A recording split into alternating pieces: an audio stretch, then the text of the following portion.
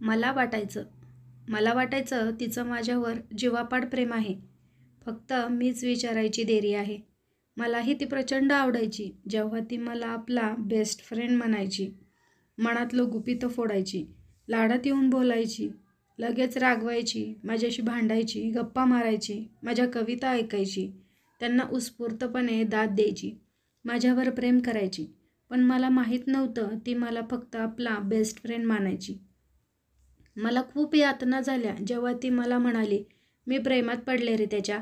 पण तिच्या अपेक्षेप्रमाणेच मी पण तिची थट्टा केली आणि तिची कळी लगेचच खुलवली.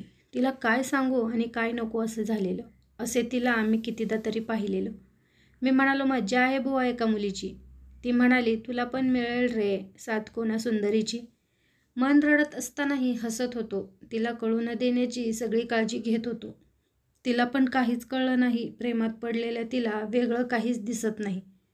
मी पण तसदीक घेतली नाही मनातलं काही बोलायची, कारण ती मला आपला बेस्ट फ्रेंड मानायची. ते केल्यावर मी सुन्न झालो. आतल्या आत मी मग्न झालो. तिच्या आठवणी मी आठवू लागलो. त्या पुसून टाकायचा निष्फळ प्रयत्न करू लागलो. तिच्याशी बोलताना मी तिची खूप थट्टा करायचो. त्याच्या नावाने तर तिला भरपूर चिडवायचो. कोणाशी भांडल्यावर मात्र तिला माझी आठवण यायची.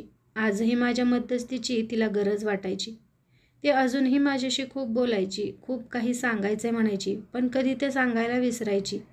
मनातले अश्रू मी तिला कधीच दिसू दिले नाहीत, कारण ती मला तिचा बेस्ट फ्रेंड मानायची.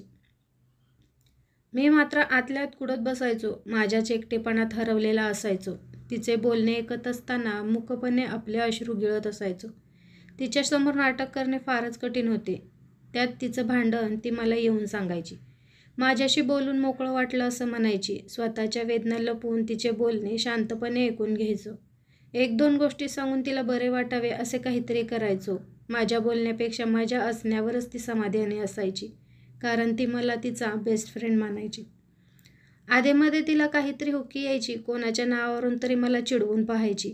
मीही हसून खोटा राग दाखवायचो. तिच्या चिडण्यावर खोटे चिडून तिला खुश करायचो. माझ्या वेदना आणि दुःख कधीच दाखवले नाही. एका शब्दानेही तिला कळू दिले नाही. त्या दिवशी त्याची आणि माझी भेट झाली. माझी ठसठसणारी जखम पुन्हा उघडी पडली. तिने माझी ओळख चांगला मित्र म्हणून करून दिली. मी भेट दिलेल्या माझ्या कवितांची वही त्याला दाखवली. दुसऱ्याच दिवशी त्याने तिला आपली कविता भेट दिली, कारण त्याला कदाचित तिच्याबद्दल असुरक्षितता भासली. तिला मात्र कधीच याची भीती नाही वाटायची, कारण ती मला तिची बेस्ट फ्रेंड मानायची. तिच्या लग्नामध्ये तिने मला आवर्जून बोलवले. लग्नाला नक्की यायचे असे पत्रिकेत लिहून पाठविले. माझ्या हृदयाची शकले मीच गोळा केली. एका तिच्या आवडीचे गिफ्ट घेऊन तिची भेट घेतली. चेहरा हसरा ठेवून मी काळजी घेतली. तिला खुश ठेवायची, कारण ती मला तिचा बेस्ट फ्रेंड मानायची. तिच्या लग्नानंतर मात्र एक गोष्ट केली, कटाक्षाने तिची भेट टाळली. माझ्या वागण्यातला फरक तिला कळू द्यायची माझी तयारी नव्हती, कारण त्याच्या प्रेमात बुडालेल्या तिला माझ्या अश्रूंची मुळीच कदर नव्हती. मी इतके दिवस असे काही दाखवले नाही, कारण ती मला फक्त तिचा बेस्ट फ्रेंड मानायची. आयुष्यभर एकटं राहून जगत आलो. तिच्या पत्रांना जाणून बुजून एक दोन ओळीत उत्तर लिहू लागलो. माझ्या बिझी लाईफचा चांगला बहाणा माझ्याकडे होता. तिच्या व्यापामुळे तिला अजिबात वेळ नव्हता. तरी पण माझ्या एक दोन ओळींना ती उत्तर पाठवायची, कारण ती मला तिचा बेस्ट फ्रेंड मानायची. तिच्या अखेरच्या क्षणी मी तिला भेटलो. इतके दिवस थांबलेले अश्रू सकट बोललो. शेवटच्या घटका मोजताना तिला फार बोलवले नाही. मलाही जास्त वेळ थांबवले नाही. तरी मी एका वाक्यात तिने सांगितले, तू आत्तापर्यंत खरं मित्रत्व दाखवले. डोळ्यांनीच ती म्हणायची, ते म्हणाले. ती मला तिचा बेस्ट फ्रेंड मानायची. आता माझाही प्रवास संपत आला आहे. मागे बघतानाही हिरवळीचा हेवा वाटत आहे. आता पोस्टमन म्हणून हे पार्सल देऊन गेला. माझ्या मनात प्रश्नांचे काहूर माजवून गेला. काय गरज होती का तिला या मृत्यूपत्रात आवर्जून माझ्यासाठी काही ठेवायची? पण नाही, कारण ती मला तिचा बेस्ट फ्रेंड मानायची. तिच्या डायऱ्यांमध्ये सापडले माझे हरवलेले क्षण, आठवणी, खोड्या थट्टा, हसणे, बोलणे, रडणे, गुपितं गोष्टी, गाठी भेटी, मैत्री आणि बरंच काही. आणि पटत गेले की खरंच मी तिला तिचा बेस्ट फ्रेंड मानायची. जेव्हा शेवटच्या पानावर तिच्या ओळी वाचल्या, हृदयातील अश्रूंना जणू वाटा मोकळ्या झाल्या. मला वाटायचं त्याचं माझ्या जीवापाड प्रेम आहे. फक्त त्यानं मला विचारायची देरी आहे.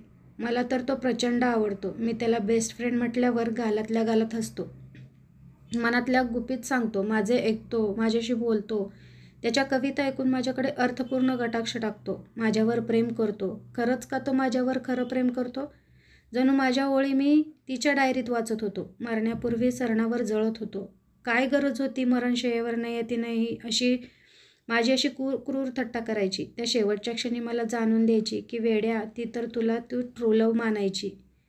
धन्यवाद.